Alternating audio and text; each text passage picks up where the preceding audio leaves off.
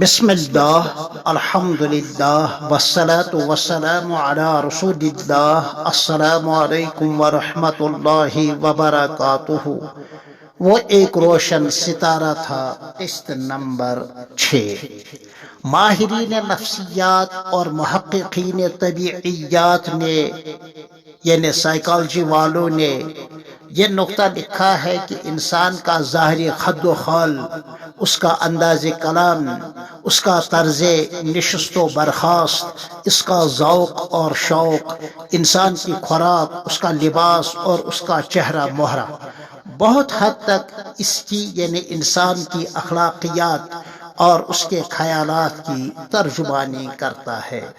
ذرا اسی پس منظر میں ہم اپنے حضرت مفتی صاحب رحمہ اللہ کی شخصیت کے اندر جھانک کر دیکھیں۔ مثلا آپ کا نکلا ہوا قد تھا جو رفعت مکانی کی دلیل ہے۔ آپ فراخ دہن تھے یعنی چوڑا منہ تھا جو فصاحت و بلاغت کی دلیل ہے۔ آپ سبک رو تھے جو سنجیدگی و وقار کی دلیل ہے۔ آپ کے پیشانی بلند تھی جو ذہانت اور فطانت کی دلیل ہے۔ آپ کی بڑی بڑی آنکھیں تھیں، یہ بھی ذہانت اور فطانت کی دلیل ہے۔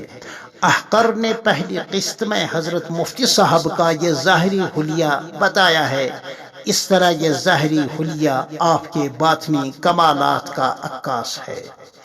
مٹی میں کیا سمجھ کے دباتے ہو اے بٹھنڈی والو، یہ گنجین علوم و معارف ہے، یہ گنج زر نہیں ہے۔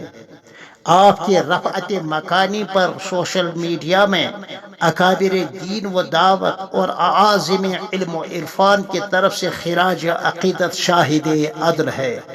آپ کی خطابت میں زبردست روانی تھی، مثل دریائے رواں، جملوں کی ترتیب اور کلمات کی ترکیب اور آمدہ مضامین کی تسہیل کے کیا کہنے۔ مگر اس پرجوش خطابت میں علمی وقار مجروح نہیں ہوتا تھا۔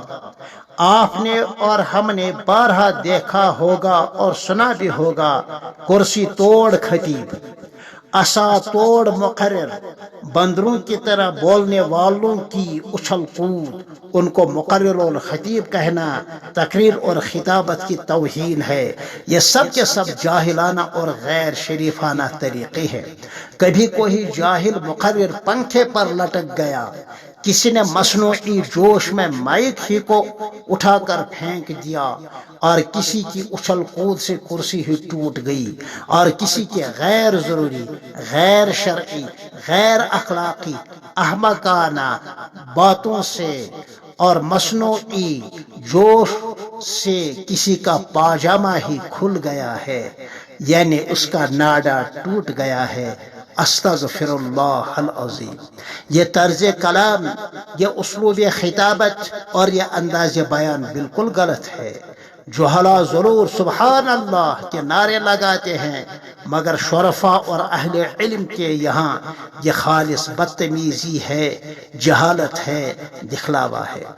ہاں میں عرض کرتا جاؤں، پرجوش خطابت بھی ہو اور آدمی پرہوش بھی رہے، قلم سیال بھی ہو اور لکھنے والا مبالغہ آرائی سے بچتا رہے، ظرافت آمیز کلام بھی ہو اور متکلم کا وقار بھی مجروح نہ ہو۔ یہ صفات حضرت مفتی صاحب رحمۃ اللہ علیہ میں بدرجہ اتم پائے جاتے تھے۔ کبھی جب دعا مانگتے تھے اور روتے تھے تو سننے والوں کو بھی بے اختیار رونا آتا تھا۔ اللہ ہمیں بھی ایسا ہی رونا نصیب کرے، آمین۔